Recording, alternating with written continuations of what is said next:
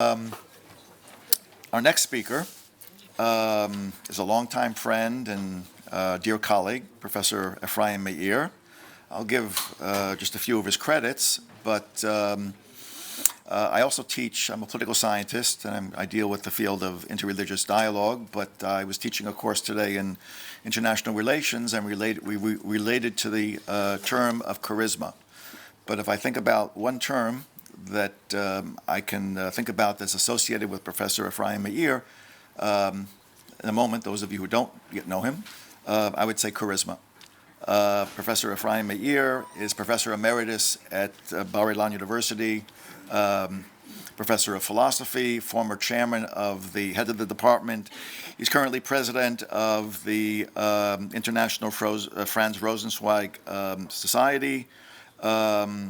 Numerous books, countless articles on the area of religion and dialogue, and basically he's living that experience and living that commitment. So there are many other things that I could say, but I think that's enough. Okay.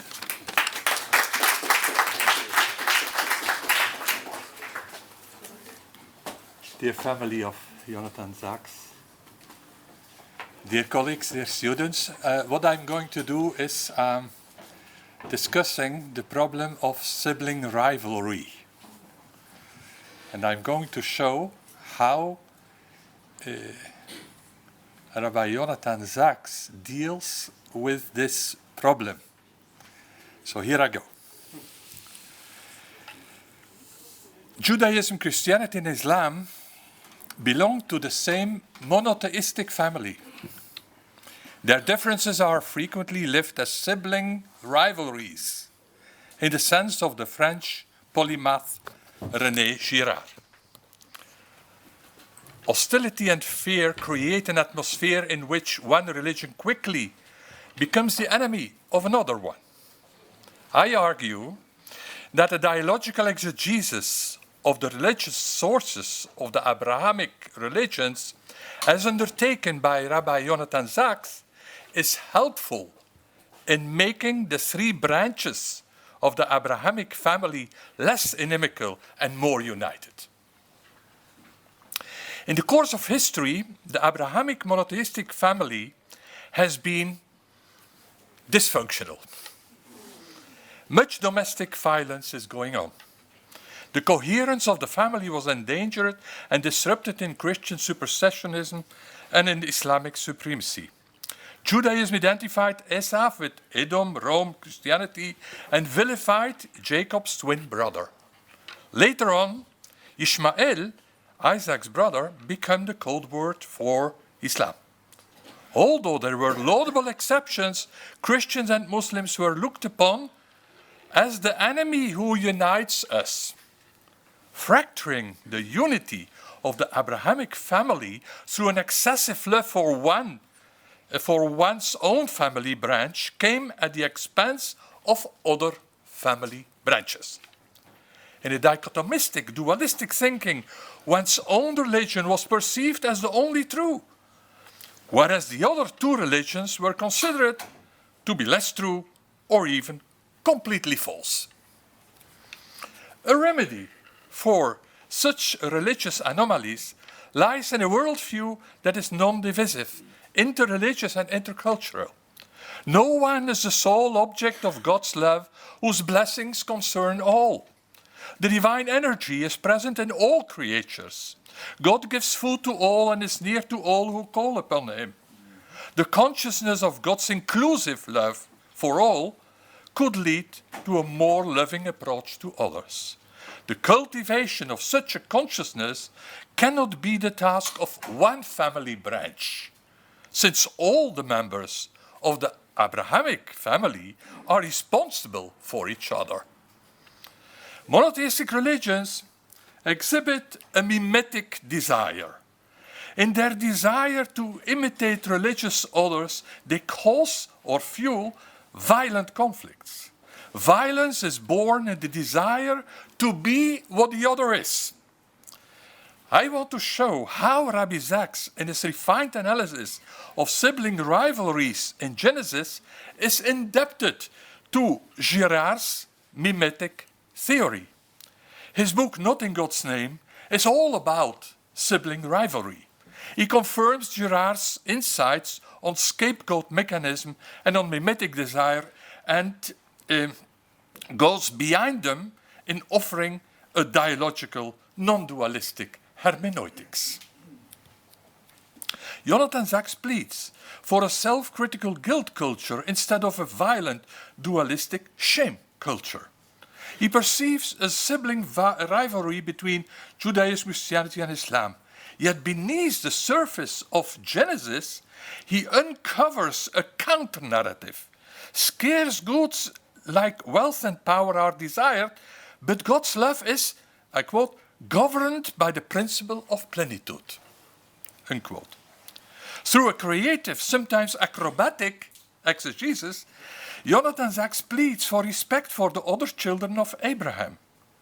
Coping with apparently difficult non-dialogical texts, his interpretation avoids fundamentalism and creates a sense of unity between the Abrahamic religions. René Girard has greatly contributed to the understanding of the relationship between violence and religion. For him, violence produces religion with its scapegoat mechanism as a way of controlling internal violence. Girard felt close to Freud's totem and taboo. Yet, in his view, the basic conflict is not between father and son, but between siblings. Mimetic desire characterizes the relation between brothers.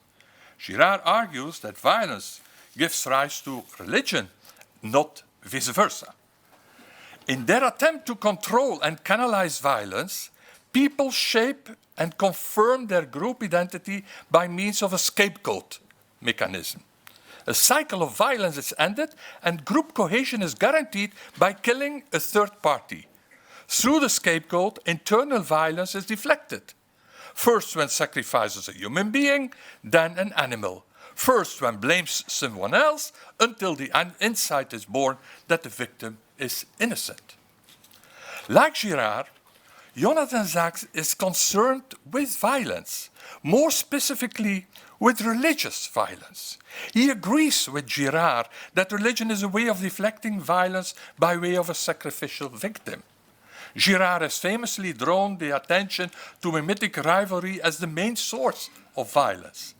Mimesis stems from the desire to have what the other has. It creates scarcity, not vice versa. Girard analyzes how violence is contagious. It begets violence and creates a never-ending escalation as a vicious circle that cannot easily be broken. Sacks accepts Girard's theory on the sibling rivalries. He brings together belonging to a specific religious group and belonging to the larger world, characterized by a plurality of religions. His book, The Dignity of Difference of 2000, paved the way to Not in God's Name of 2015. The first book emphasized, as we heard, the differences that can be celebrated instead of being perceived as threatening. The second book goes a step further. Differences can be bridged in considering God's universal love. The specificities of groups are protected in boundaries, yet communication and universal love go beyond boundaries. In Not in God's Name, Sacks appreciates Girard's theories on the scapegoat mechanism and on mimesis as the origin of violence.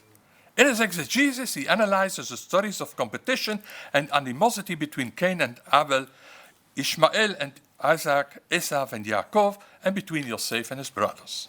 He focuses on the relationship between the religious. In exclusivist religious narratives based upon the Bible, one banishes the religious other and creates scapegoats. Yet, in his discussion with Girard's scapegoat dynamism and sibling rivalry, Jonathan Sacks avoids a dualistic thinking in which siblings are opposed to each other. In the story of Jacob and Esau, for instance, Jacob steals the birthright from Esau. However, in Sacks' interpretation, Jacob becomes Israel at the Jabbok River through his act of regret and his demand of forgiveness. which makes reconciliation with Esau possible. In a non-oppositional dialogical reading, Sachs avoids Huntington's class of civilizations. He concludes that in dialogue and solidarity we liberate ourselves from violently excluding or banning the other. In his non-dualist, non-violent exegesis, he prefers the weak ones who are not afraid of actively seeking justice. Sachs recognizes that the monotheistic religions have contributed to violence. He qualifies politicized religion as today's altruistic evil committed in the name of lofty ideas. Violence in God's name is the paradigm of altruistic violence, altruistic evil. He asserts that there exists an indirect connection between religions and violence. There is a problematic relationship between the monotheistic religions. Yet, through a radical rereading of the biblical narratives that deal with sibling rivalry, Sachs develops a much-needed Jewish theology of the other. Following Girard, Sachs argues that, I quote, "The primal act of violence is fratricide, not patricide. Sibling rivalry plays a central role in human conflict, and it begins with mimetic desire, the desire to have what our brother has or even be what our brother is," unquote. Sachs analyzes a dualistic thinking in which one favors the own people and fears the other. Creating external enemies consolidates the group's cohesion. One blames others in a scapegoat thinking. Here again, we have Girard's influence. Violence is a group phenomenon generated because groups compete for resources and survive against other groups. They may develop a reciprocal altruism and share food or act against imminent dangers. They dualistically form a we against they. The Dead Sea Scrolls and the Library of Nag Hammadi are prime examples for such an egoistic altruism. Another form of dualism is that between the so-called Old Testament and the New Testament. A pathological dualism expresses itself in a regressive behavior. The world is divided in two, the good ones and the bad ones. So, what to do with the book of Genesis, where sibling rivalry is the dominant theme? That's the question. Answer comes. At first sight, the Genesis stories on sibling rivalry seem to be the primal form of violence. Sachs, however, perceives, and I quote, "a more profound, multi-leveled, transformative text." In his exegesis, the Hebrew Bible tells a counter-narrative and testifies to a God who says, "not in my name." In a multi-perspective reading, he takes seriously the own perspective as well as the perspective of others, which is essential in a dialogical theology that works with interconnectedness and multi-perspectivism. In his dialogical reading of the biblical stories, they already contain a counter-narrative. With his selective reading of rabbinical commentaries, Sachs concludes that permanent oppositions are problematic and that all are B'Tselem Elohim. Sachs' thesis is that the narratives of Judaism, Christianity, and Islam testify to sibling rivalry, which explains the violence in God's name. Sibling rivalry is eminently present in the book of Genesis, as testified by the stories of Cain and Abel, Isaac and Ishmael, Jacob and Esau, Rachel and Leah, Joseph and his brothers. It returns in Christianity, which is in its search for identity, developed a negative image of Jews. It also came back in Islam, that respected Jews and Christians as people of the book, but ultimately wanted them to convert. Islam incorporated the two Abrahamic religions in its own scheme of salvation. Jews too are not exempt from shaping their identity on the negative background of religious others. Sachs concludes that each of the three Abrahamic religions deem that they are the true heir of Abraham. They feel threatened by each other. And as a therapy, he puts the accent upon the common humanity of all. I could have many things to say about shaming and blaming, which is not is working with dualism and which is against Jonathan Sachs' concept of the guilt culture, in which one, in an introspection, asks oneself what has been done wrong. But I will skip that. I have a lot to say about how Jonathan Sachs treats the Isaac Ishmael story and also the Jacob Esau story. I will not go into it. And we heard a lot about Joseph and his brothers.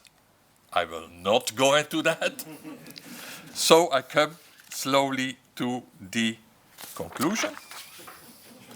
Because I think that in a multilogue, it's much more important than my monologue, so we can save that for the discussion. So I'm going to conclude.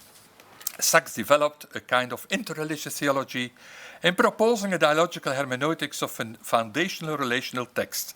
He accepts Girard's mimetic theory, but definitely goes further. He agrees with Girard's realistic view on the usual behavior of siblings. But he also points a way out of archaic fear and scapegoating as mechanism for overcoming fear. Refusing the friend-enemy pattern, he is in favor of a we that contests the exclusivist we of populists. His theology of the other is an answer to the violent tendencies in humankind and has universal brother and sisterhood as its aim. The Abrahamic religions should leave out a possessive attitude and be in humble service of others.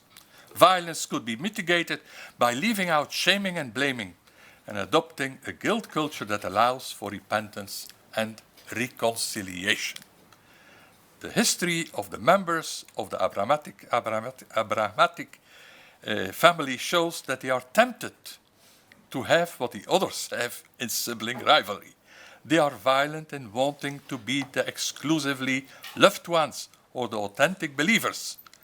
The aberration in this sad history may be corrected by Sachs' dialogical thinking, which is characterized by sharing and caring rather than by violent mimetic desire. Thank you.